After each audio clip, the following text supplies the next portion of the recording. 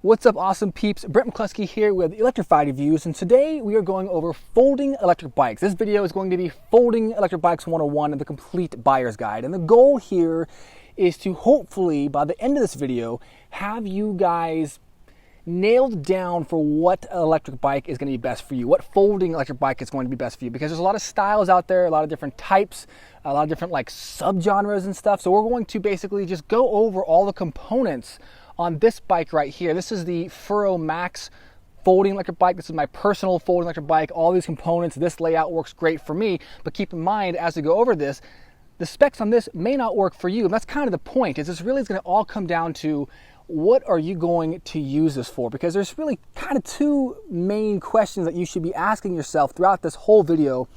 One of them is going to be, and this kind of applies to really anything you buy or at least any electric bike that you buy, but really the questions are going to be, how much do you want to spend and what are you going to use it for? Because what you are going to use your folding electric bike for is probably going to be different than what I'm going to use it for.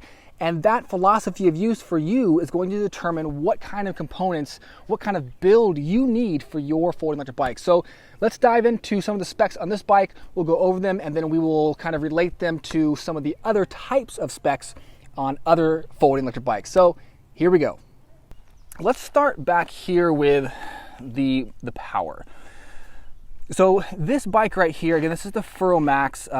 This is kind of like a high tier folding electric bike, really good quality stuff here all around. The motor on it is it's a 250 watt geared hub motor. Okay, so it's pretty efficient, which means I'm going to get a lot of range out of this bike because this motor doesn't draw very much power. However, it's just not that powerful. I mean, 250 watts, that's kind of like the bare minimum. So for me, for my needs, that suits me pretty well because I use this bike for shorter distances, you know, maybe 5, 10, maybe 15 miles round trip max, really not that far. I don't live in a particularly hilly area, and if I want to, I can avoid most of the hills. This bike only goes, I think, like 18 or 20 miles per hour, so all those factors, the 250 watt motor, for me, that works really well. Now, for you guys though, again, depending on what you want to use your folding electric bike for, 250 watts, it just may not cut it, okay? So again, for something like this where it's going to be shorter commutes, you know, skinny tires like this, a very light frame, I don't live in hilly areas, yeah, 250 watts, probably gonna be fine. But let's say you live in a hilly area, maybe somewhere like San Francisco, or maybe not that hilly, but just a hilly area. Or let's say, you know, you want to use your folding electric bike for traveling. You have an RV, you have a boat, and you plan on going, you know, to forests or to beaches, and so you're going to need fatter tires. Well, that means you're going to need a bigger motor. So again, all these little things of what you're going to use it for is really going to determine what kind of components you're going to be seeking out. So 250 watts for me, fine. For most people, probably going to be fine. For off-road use, again, for sand, hilly areas, yeah, you're probably going to want a more powerful motor. So a more powerful motor, though, it is going to eat the battery quicker. It's going to make the bike overall heavier. So let's talk about weight, because I think that's going to be a really important issue here. The frame on this is a carbon fiber frame on this bike, so it's really lightweight, very strong. But that comes with a price. The carbon fiber is really expensive. So this bike only weighs like 30 pounds. And again, for me, that's what I need. I need a really lightweight folding electric bike because one of the things I use it for is going up and down stairs. I live in a second story apartment. I carry this thing up and down the stairs, and the 30 pounds compared to, like, you know, maybe an average folding electric bike is gonna be 45 or 50 pounds. That extra weight savings makes a huge difference for me. However, if you guys don't live upstairs, if weight doesn't matter, then really there's no need to spend the extra money on a carbon fiber frame to try to get that extra weight savings, because it's just not gonna matter for you, you know? But again, use, what are you gonna use it for? Let's say you guys are gonna be, again, going on an RV. Let's say you're gonna be putting this in the back of your trunk, loading it, unloading it. That weight starts to add up, especially at trying to like get this bike into like odd positions. You know, it's gonna cause strain in the body. So just all little things to think about here. But otherwise, as far as the material goes, I don't really think it matters too much. You know, really it's gonna be carbon fiber or it's going to be most likely 6061 aluminum alloy. There are some folding electric bikes with steel frames. I mean, if you want them, sure, they're going to be heavier, they're going to be stronger, they're going to be more prone to rust. But maybe if you're going to be using this for off-road use, like if you actually want to hit some relatively serious trails with your folding electric bike, then yeah, maybe a steel frame might be better for you, because it is going to be sturdier, and that's something that's going to be really important for that kind of bike, something where you actually want to take it off-road. And again, of course, it just goes back to, what are you going to use it for? Me, I'm not really going to ever take this thing more off-road than this, right? So this is like a little dirt trail, and it's really not very bumpy. A little bit of rocks here and there, like, nothing that's going to be too extreme. I'm not going to be going off jumps, going through anything too serious with this. But while we're talking about the frame here and kind of the different uses of it, one thing to really look out for when you are picking your folding electric bike, I'm just going to set this down real quick, it's going to be the locking mechanism for the frame itself, okay? So, like right here, this is how the frame folds. Now, on the higher quality ones, you're going to find like a 2-stage lock. So this has a button that you have to actually depress before you can pull this out to fold the frame. If this button is not depressed, you can't fold this out. Now, why that's important is because it keeps this thing super secure, and it's going to make sure it doesn't accidentally come unlocked and start to fold while you're riding it. Probably not going, even for the single stage locks here, that's really not going to be an issue, I don't think, for any sort of road use. But again, it goes back to, well, look, if you guys want to use this for off-road, I think you're really going to want some sort of dual stage locking mechanism to keep this frame super snug and make sure it does not come apart if you hit little jumps, a divot in the trail or whatever. Like, this is going to be a lot more important. So again, definitely one of those things to keep an eye on. This is going to be a higher price point for something that's like a dual stage, higher quality, of course, but depending on what you need your folding electric bike for, that might be a very important feature that you're going to want to have. Let's see, where else should we go here? I mean, battery. I guess we're looking at the battery, so let's talk about the battery. This is a pretty small battery. I don't even recall what the total watt hours are on this battery. It's maybe like 630, something like that. It's a pretty small battery. Again, for my purposes, this battery is fine. I don't need a huge battery. I'm not going to be taking this bike on really long trips. I got a smaller motor, 250 watts, very efficient, so I don't need a huge battery. The placement of the battery is going to be something to keep in mind as well. So for this bike, the battery here is in the back, and you can also see the motor is in the back. So that makes this bike kind of back heavy. For me, not really that much of an issue. The biggest thing that I notice with having back heavy electric bikes is really for carrying them. That's when it makes the most difference. Oh, we got a little dog that wants to say hi. Hi, little buddy. Hey guys. Yeah, no problem.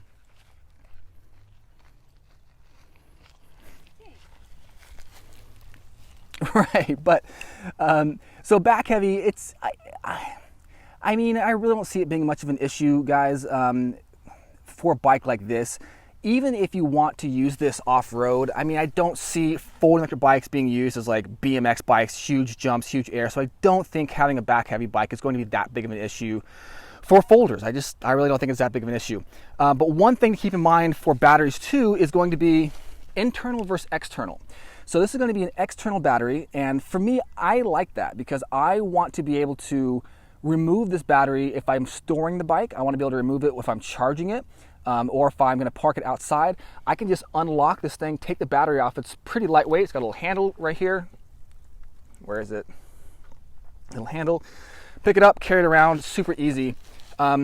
Internal batteries that are going to be in the frame, I mean, look, it does make the bike look a lot sleeker, right? I mean, that battery kind of bulges out back there compared to if it were in the frame. But when batteries are in the frame, it makes them harder to service. You have to charge them up along with your bike, so you can't remove them. And also, you know, for storing batteries like to be stored in a cool, dry place. So if I leave this bike in my garage, I'm going to want to keep this battery in the house so it just doesn't get exposed to the elements. It's going to extend the life. So definitely something to think about there as well. What else here? Functionality is, it's a huge thing for me with all electric bikes, but folding electric bikes especially are going to, functionality is a big thing, right? So going back to what are you going to use it for, okay? For me, I'm using this for a short distance commuter. I'm going to go to the grocery store. I'm going to grab a cup of coffee, and that's really about it. Maybe just a joyride. So this has a rear rack. For me, this is more than enough to put a grocery bag, strap a backpack to it, whatever, and it increases the utility of this bike to more than just kind of something that's enjoyable to drive, but actually has a function. I can carry stuff with it. Not every folding electric bike even has that option. They just don't come with the bosses, you know, to screw in rear racks. So sometimes you can't even buy them aftermarket. So if you guys are thinking about using this as, again, like, I don't know, if you're going to be camping with it in an RV, or if you're going to throw it in your boat and you're going to go from, you know, place to place, maybe go camping there, whatever, you're probably going to want to have something, a front basket, a rear rack, whatever, something to where you can actually ferry supplies back and forth. So what are you going to use it for? I mean, you're going to hear me say that a billion times during this video, because really that's what it all comes down to. I'm just trying to do my best here to point out all the different variables that are possible with folding electric bikes. I mean, really, a lot of this is going to go for electric bikes in general, but I'm trying to make this specific to the folders. So one more thing that I do want to point out, though, having this rack here in the back is awesome, but think about the back heavy, right? The motor in the back, the battery in the back, and then having weight in the back. I mean, it's really going to make this thing want to have this front wheel kind of pop up. It's just going to make it kind of funky, the balancing, I think. Huge deal? Nah, not really, not for street use, but I don't know, something to keep in mind, I think, you know. Braking is important to me for all electric bikes, folders included, so I'll make this one kind of brief, but I mean, really, I think, I'm just gonna go ahead and say it, I think you should steer away from caliper brakes, you know, V brakes, rem brakes, whatever you want to call them. You know, electric bikes, they just go so much faster than analog bikes, and I think you need that extra stopping power. So in my opinion, the minimum that you're going to want is at least mechanical disc brakes. Optimally, something like this. Like, you're going to want hydraulic disc brakes because they just have so much more power, so much more stopping power. Mechanical disc brakes minimum, that's my suggestion, guys. Of course, you can do whatever you want, but especially if you're going to be going off-road with this, if that's kind of your purpose for a folding electric bike, if you want to be able to tackle trails, if you're going to be towing stuff, or not towing, sorry, if you're going to be storing stuff on a rear rack or a front basket, you're going to be adding more weight to it, you're going to need the additional stopping power. So I think it's really important to have good brakes. Again, minimum mechanical disc brakes. Optimally, it'd be great if you could have hydraulic brakes. This is a small little part right here, but the pedals actually matter on folding electric bikes, okay? And I'm gonna show you why right now. So if I fold this thing up, it's going to reduce the overall footprint of this bike significantly. It's gonna make it a lot smaller. It's gonna make it easier to stow, especially if it's in like a garage and I've got, like, you know, that much space to shove this thing in there. Having pedals that fold, it may not seem like a big deal, but that extra couple inches can make the difference between this thing fitting where I'm trying to get it to fit and not getting it to fit. So I think these are WellGo pedals, which are some of the higher quality ones. Does it really matter which kind of folding pedals? Not really. They're all gonna be pretty similar. Some are gonna be a little bit better than others, but they all perform pretty much the same. So not a huge deal of what kind it is. Fenders on a folding electric bike, yeah, I mean, sure. I would say if I can have fenders on a bike at any point, yeah, I'm gonna take them as opposed to not having them. Do they matter a bunch? This is a popular trail. I was trying to find somewhere quiet to film, but this place is popping. Fenders, yeah, so, wait, there's more people coming. What's up, guys? Okay, a lot of people today. Fenders, yeah, they're cool. If you can have fenders, I would say great, especially if you're gonna be riding in the city. It's gonna help keep, you know, puddles. If you go through puddles, it's gonna help keep water from spraying up your back, making you dirty. So, yeah, not every folding electric bike is gonna have them. Again, they're not even gonna have really, they may not always even have attachment points for them. So, check to see if it's an option. Check to see if they have the bosses for them. Because if you need them, you're gonna wanna make sure they got the bosses. So, suspension. This is a hardtail. This has no front suspension. This has, I think it's either aluminum or I think it's aluminum forks here in the front. So this is a very stiff ride, especially with the narrow tires here. Again, going back to my personal use for this bike, I don't need suspension. I have pretty good roads where I live. I don't take this thing, again, off-road, except for maybe little light trails. So I just don't need the extra suspension because for me, it's going to add extra weight, and it's just another thing to brake. So I don't need it. I don't want it. Not for this bike. Again, though, if this is going to be something where you're going to be carrying a lot of weight, you might want the extra suspension just to kind of ease some of the pressure on the tires here, to ease pressure on the body. Or if you are taking it on more serious trails than this, yeah, you're probably going to want some suspension. And there's tons of electric bikes with suspension nowadays, so that is definitely an option. Yeah, so there's plenty of them out there for suspension. But again, before you just go ahead and be like, yeah, I want suspension, you know, I think it's kind of like, how often are you really going to take it off-road? Maybe this is like you're going to be your dedicated off-road bike, but if it's going to be like you're going to take it off-road maybe one time a year or 2 times a year, it's like, do I really want all that extra weight, extra components to maybe break? I don't know. Me personally, I probably would opt to not have it, but it's always going to come down to personal preference. Now, on most cases, on most electric bikes, folders included, you can add at least a seat post suspension, an aftermarket one, and those help a lot, guys. I really recommend having a seat post suspension on pretty much any electric bike. Now, what's funny though is on this one, I actually can't really add a aftermarket seat post suspension because this is like a proprietary seat post. It's like aerodynamic, so it's not, you know, the typical cylindrical shape, which is how most seat posts come. Seat post suspensions come. So if I wanted to add a seat post on this, it would be a lot harder. But for the most part, guys, for the almost 99% of folders out there, adding a seat post suspension, if you want it, it's going to be a really easy thing to do.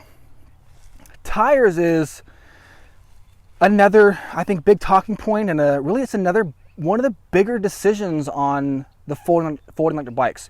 So there's a couple of big talking points here for the tires, and the first one is going to be size. If I recall, I think these are 20-inch tires, which is about the smallest I personally would want to go. So a standard like mountain bike tire is going to be like 27.5, 28 inches, maybe 29 in some cases, right? So 20 inches, this is a lot smaller tire. It's a lot shorter.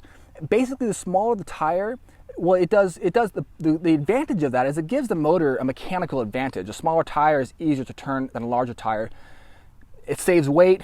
It makes it smaller, more compact. Those are all great things, but when you start to get too small, it starts to feel like a circus bike or something. You know, when you start getting like the 16-inch realm for tires here, it just makes it kind of unstable. It makes it really low to the ground, and just makes it really squirrely. Trying to turn it, it's not super enjoyable to ride for the most part when you have really small tires. Now, it's not going to always be the case. I guess what I'm trying to say is, you know, look, if you're going to go for street tires like this, I would think for the most part, you're really not going to want to go below 20 inches unless for you, maybe if size, space is like a huge factor for you. If you just don't have a lot of space, if you're trying to throw it in the trunk of your car, you know, along with all of your other luggage, maybe if you don't have an RV, if you don't have a boat, then yeah, maybe 16 inches is what you're going to need, and you will just adjust to the different ride style. But again, for the most part, I'm going to say 20 inches is really the smallest that me personally, I'm going to want to go. Now, there's these types of tires. It's the road tires. They're like, I don't know, 1.75 inches thick, 1.5 inches wide, whatever. And of course, there's the fat tires, which are like huge. They're like 4 inches wide. Fat tires are fantastic for off-road use, especially for sand, snow, gravel, water, any sort of soggy surface. But they also add a lot of suspension actually to the ride because there's so much air volume in the fat tires. It creates like a cushion. So that's really awesome. But they're so big, they're so heavy that the rolling resistance on them makes the bike feel more sluggish. It takes a lot more work for the motor to turn those to overcome that rolling resistance because that super wide tire patch. It adds a lot of weight to the bike, and it just makes it overall kind of more cumbersome. So again, back to what do you want to use this for? What is your philosophy of use for your folding electric bike? For me, 9 times out of 10, it's not going to be fat tires. If I lived in a place though where I was going through a lot of muddy trails, if it snowed where I lived, I would maybe consider fat tires so I could ride this thing year round. Where I live though in California, it doesn't snow. I don't need them. So again, it goes back to what are you going to use it for, right? It's all about your personal preference. Let's see here. What else? The handlebars here. Handlebars, again, are actually a really important part. These handlebars have a telescoping stem right here, so I can actually raise and lower the stem, which is very important because most folding electric bikes, they only come in one frame size, so I need to have that option to adjust the handlebars here to kind of compensate for that one frame size to make it fit me. So I think it's really important to make sure that the folding electric bike that you choose has folding or has telescoping stem, or that the frame size just fits you perfectly. That's going to be hard to say because a lot of times these are direct order only, so you may not be able to ride them up front. So again, that's really why, guys, I think it's pretty important to have this telescoping stem here. Trying to think of what else is important here on the front of the bike. Oh, so this stem too, and this is going to be true of most folding electric bikes. The stem here does fold as well, so I can just hit this lever. The stem's going to fold. It's actually a two-stage locker too, but here, actually, I'll do it for you real quick. I'm going to fold this thing just to show you guys how this bike folds right here. So, folding the stem, it's like a two-stage little thing. Push the button, pull it out. The stem folds down. Whoa. The stem folds down like this. Again, remember, this is a two-stage button right here, so I got to push this, and then this becomes free, and I can fold this thing up. Okay. So when this is folded, this bike, here's a couple other kind of little interesting things to keep in mind. Imagine what you're going to be doing with this bike. How often, when you fold it, why are you folding it? Are you folding it to store, or are you bringing it into like an office space and you want to put it on your desk? Depending on what you're going to do with it when you fold it, or depending on why you're folding it, it's going to matter if it can stand up or not on its own. This one can kind of stand up on its own. You can let's see here, you can kind of like do it like this and use the pedal as like a stand, so it will stand on its own. Some electric bikes have like little cages, like little steel cages that come down right here at the base, and it will rest on that. Let's see. So when it's folded, also, it's kind of like how easy is it to actually, if I'm trying to pick it up and move it around. It's not too bad for this one, depending on how I carry it. Some folding electric bikes, they come with like a bungee cord to secure it, or even like something on the frame that latches together to keep it snapped and locked into place when it's folded. Again, something to keep in mind, if you think you're going to be carrying this around while it's folded, you're going to want to carry at least a bungee cord with you, or maybe find a frame that can actually snap into place when it's folded as well, so it stays locked in the unlocked position, if that makes sense.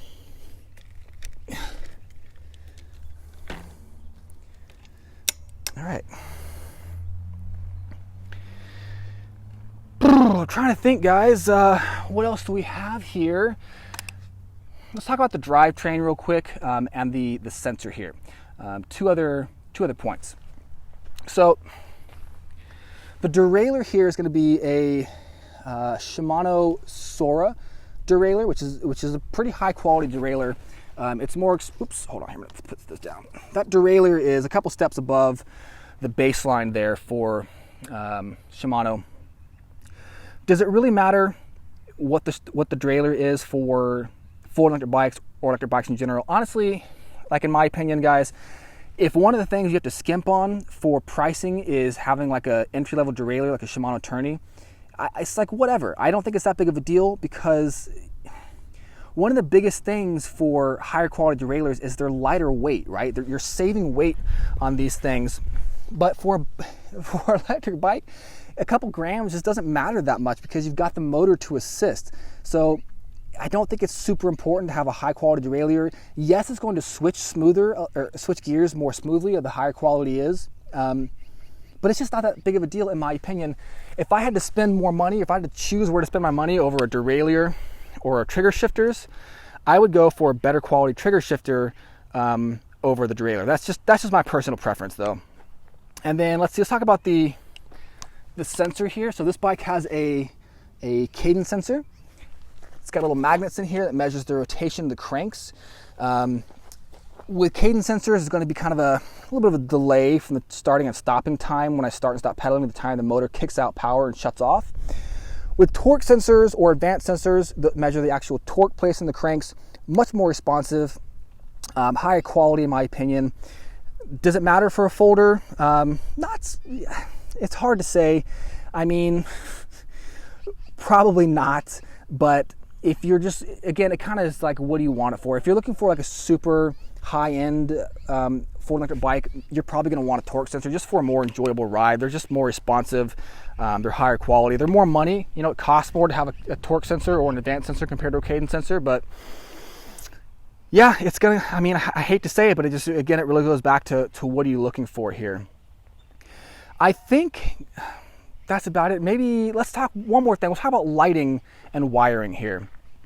And this again is going to go for pretty much all electric bikes, but this bike does have integrated lighting. It's got an integrated headlight, and I think it has an integrated tail light built into the battery here.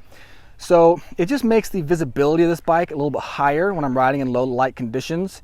I think all electric bikes should have lighting on them. It helps increase safety by increasing visibility. So I love that this bike has it. Not every electric bike, folding electric bikes included, are going to have that.